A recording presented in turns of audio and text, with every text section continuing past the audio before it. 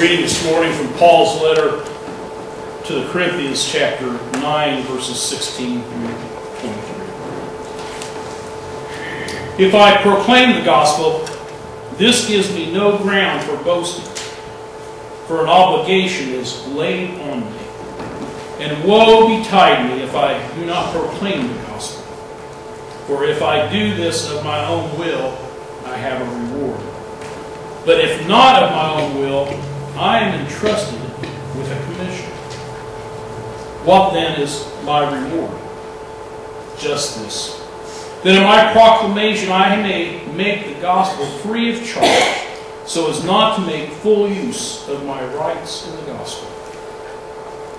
For though I am free with respect to all, I have made myself a slave to all, so that I might win more of them. To the Jews, I become a Jew in order to win Jews. To those under the law, I become as one under the law, though I myself am not under the law, so that I might win those under the law. To those outside the law, I become as one outside the law, though I am not free from God's law, but am under Christ's law, so that I might win those outside the law. To the weak, I become weak, so that I might win the weak. I have become all things to all people, so that I might, by any means, save some. I do it all for the sake of the gospel, so that I might share in its blessings.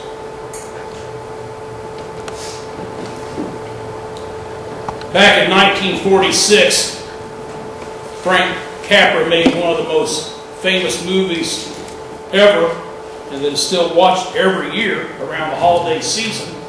It's A Wonderful Life. I'm thinking maybe it's time for a remake of It's a Wonderful Life, since it's been so long, but this time, instead of having a banker being the main character, how about a minister?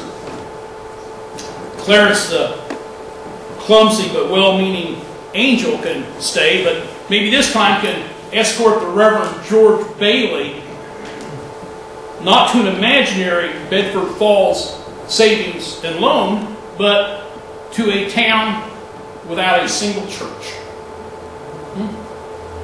What would it be like to live in a community that had no faith community, no churches, no synagogues? Would there still be the same level of volunteerism that we see exist in our communities?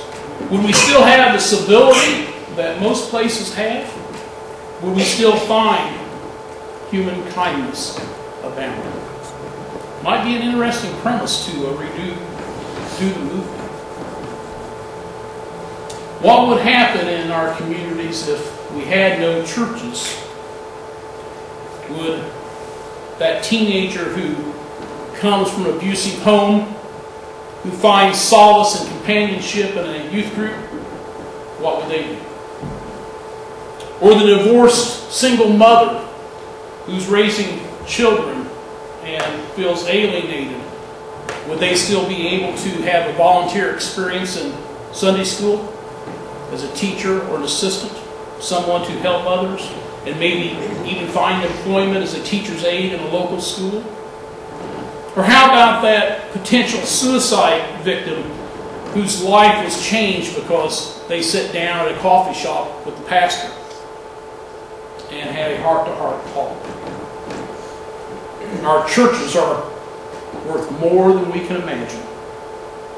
And so are you, the people of churches. I want to share with you an email I received from the Ronald McDonald House a couple of weeks back. I sent it out, but in case you didn't read it, and even if you did, you need to hear it again.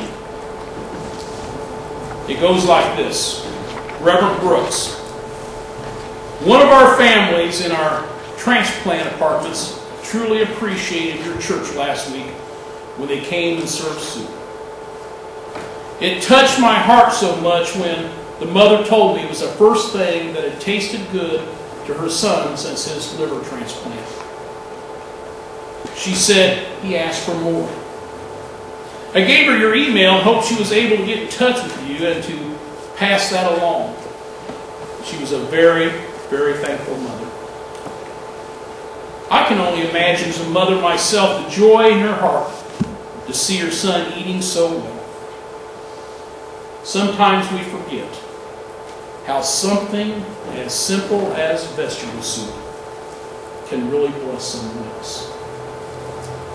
Please tell your congregation and your ministry groups thank you for what they are doing at the Ronald McDonald House. I know there are things we do here on earth that we never know made a difference until we go to heaven. But it's sure a great reminder to keep helping others when someone shares how they were blessed. A simple bowl of soup, changing a life. A professional fundraiser went to an elderly lady, a senior citizen, and asked her, if the church burned down today, would you be willing to make a $10,000 donation to replace the church? The woman sat and thought for a moment, and thought about how much the church had meant to her over the years she had been alive, and the numerous life-changing events that had happened.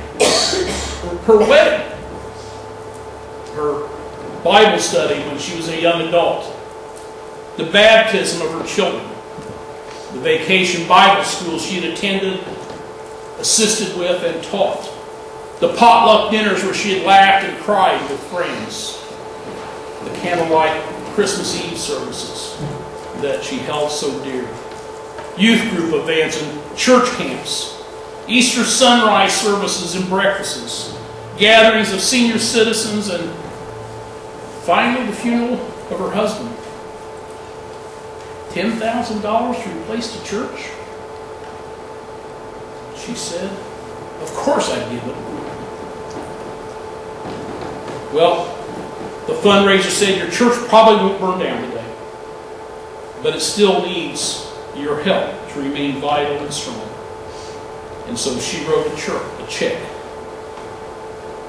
It makes me wonder, how much is our church worth? I think it's a great question, and I'm actually going to need some help. And since I know we have someone out here studying to be a teacher, is there something to write with there? Do I need to bring something with you? I need your help for this. Can you come and bring this to your mom? Abby. I came prepared. Good student. I was just thinking about what our church or churches were worth. And I thought about the fact that we have never really put establishments of dollar values on classes for young adults, or places where you establish lifetime relationships with people, or vacation Bible school that introduces Jesus to a child, or a counseling session that saves a marriage or brings someone out of addiction, or a youth group meeting that prevents a suicide, or a senior citizen gathering that allows someone not to feel lonely or isolated, or something like an AA meeting that helps conquer an addiction, or a Sunday school class that teaches children what is right and what is wrong. And if we added it all up, what that would amount to. So I thought we would play with that a little bit this morning, while we, as the Scripture says, preach the gospel free of charge. There's still a financial commitment to it. And I'm wondering how firm of a grip we really have on that as we serve our community freely and with generous hearts. So I was thinking that we do a lot of things here that we can start trying to figure out the cost. So, being computer savvy, I tried to get some idea of what that looked like. For instance, the average plastic bag of groceries in the United States is valued at $23.72. Let's round that up to $25. Let's not make this difficult. But when we gift people here at our food pantry, not only do they take a plastic bag of groceries, huh? How many bags they normally take, some folks that work there? 5, 6. 5 or 6 bags? So let's just say they take 4 bags, huh? 4 bags, $25, $100. Elizabeth, I think you reported to me that on our report for last year, we served over 4,000 families last year. So multiply that times 4,000. And I think we've been doing this for 20 years? Or longer? How long? Somebody tell me. Well, it started out in a little room back by the office. And there was Warren Martin's here, so. Give me a date. 30 years? 30 years. So after you get the 4,000 multiplied by that 100, do that by 30 years.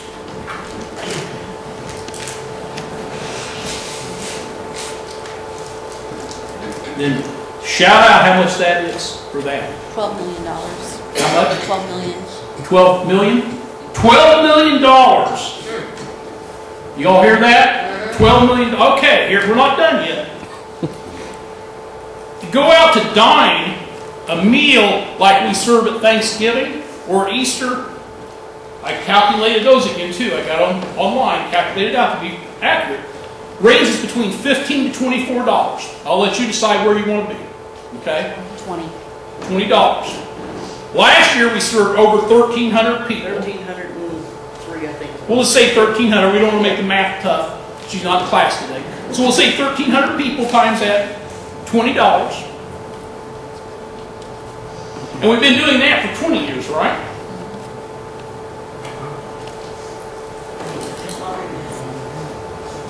Or longer. 520,000. 520,000. These are probably conservative figures that we're talking about.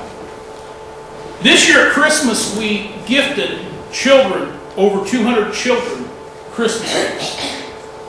Now, I know we had stuffed animals, and if I go around for stuffed animals, what's a stuffed animal cost? $5 to $10 you buy a stuffed animal? No, 10 at least. $10 for a stuffed animal? Every child got that. Let's get a whole package here. And then what? Each gift. You guys went shopping, Linda. What about did it cost for each child? How much did each child spend? Total for each child? Yeah. About $20, $25? $25 for each child. We had 200 children. And we've been doing that for 25 years at least too, I think.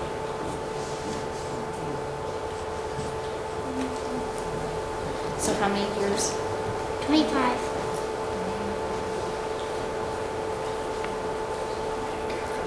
No.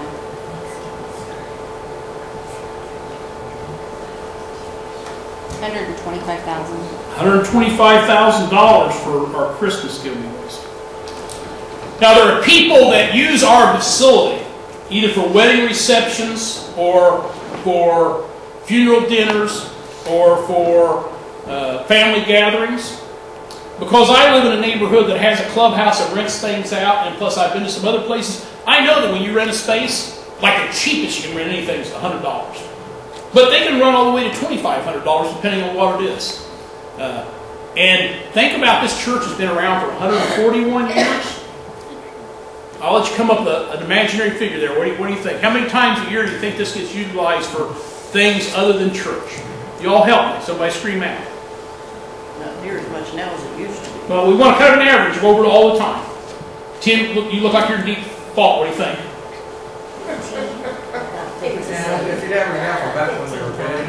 Probably 15 times a year for other things. And like I say, they range between $100 to $2,500. So, you know, what do you think? $200 event times 140 years? Okay, so I wish. How many events a year? 20? $200 times, what did you say, 15? 15 times 140? Okay.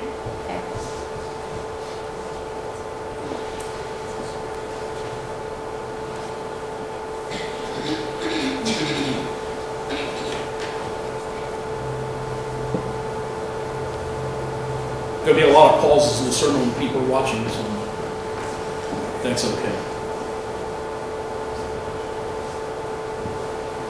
420,000. 420? 420,000. I also looked up to see how much if you went to a secular counselor for help. It's $100 an hour is the average nationwide. I do at least 100 counseling sessions a year, and some years more. So $100 times 100 times 140 years.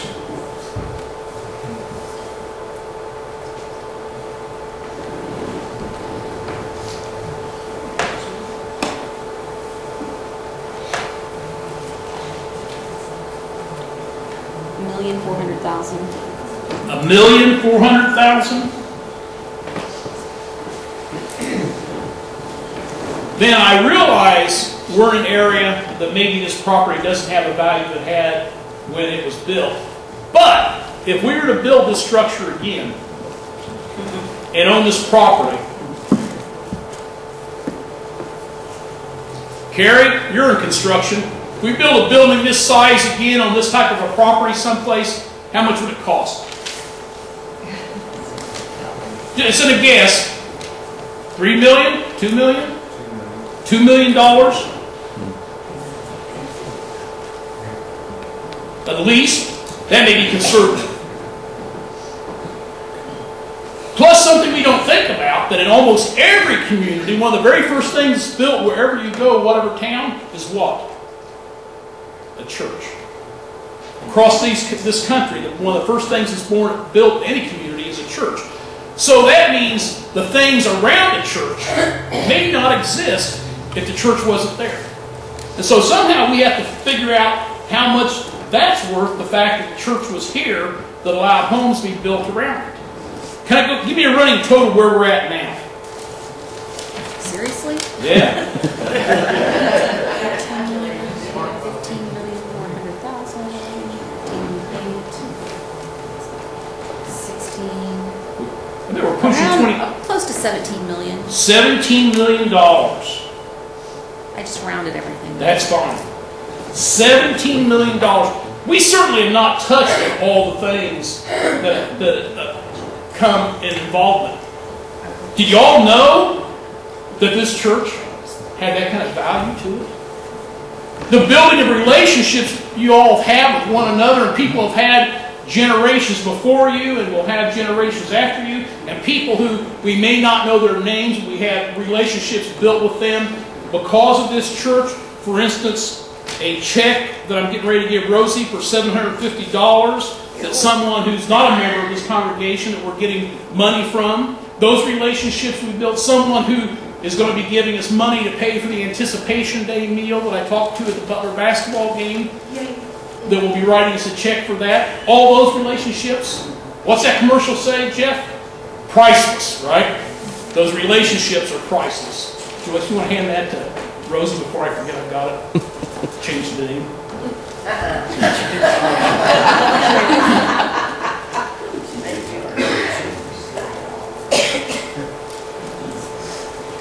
In the summer of 2010, a professor at the University of Pennsylvania and a secular research group from the City, Pennsylvania, searched for dollar-to-cents answers to the specific question that I'm giving you this morning. And what they called their study was the halo effect. I kind of like that, the halo effect. What effect does our faith community have on the neighborhood and the community around us? When they looked at money generated by weddings, funerals, festivals, counseling, programs, preschool, elder care, how much money it generated in wages for roofers, plumbers, snow shovelers, heating and cooling people. Never thought about that stuff, huh? That all generates money too. Helping people find jobs, providing food, teaching children to be socially responsible, looking at the church campus itself, even the diameter of the trees, if we have any here. And they took a look at a dozen different congregations, and they averaged it out, and what they said that for each church that exists in the city of Philadelphia, and I think we can probably relate that to Indianapolis as well, that there is a $50 million economic benefit from the existence of a church. That's a lot of value, if you ask me. Huh? That's a lot of value. So how much is our church worth? I would think after hearing these figures that you'd feel a lot more confident in thinking about your ministry and your mission from here at Olive Branch Christian Church, because we not only have this value that somehow we have in our heads and in our hearts about this Christian love, we can actually point at some real value that we have in our community around us. In our worship services, in our Christian education, in our counseling, our youth programs, we have some true treasures. And you all have been generous by giving them to people for free. How many again? $17 million?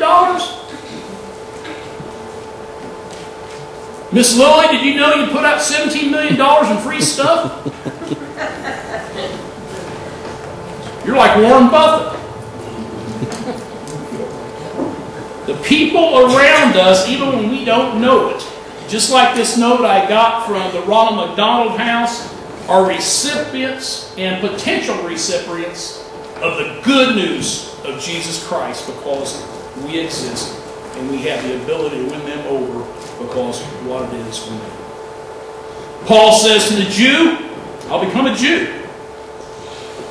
I will live under the law because I want to affect those under the law. And those who live outside the law, I want to be with them too, so I will act as they do so I can be with them and bring them. And if people are weak, I will be weak as well, that I might show them God's mighty love. I will be all things to all people. Every church is challenged to do things that can motivate and change lives. Whether it's a church that has a huge program for the immigrants that come into the community and help them with classes to learn our language and how to read the roadmap of American workplaces and values. Whether it's a church that decides they want to put a lot of emphasis on working with the disabled and mentally challenged, that they might be able to share the good news with those folks who struggle with those specially able things. Whether it's a church that decides that hunger is the issue they want to deal with, and they want to have a community garden and food pantries and serve meals and have a kitchen. Or whether it's a congregation that wants to make connections with goods and hand out clothing and school books and children's books and work with schools and diapers.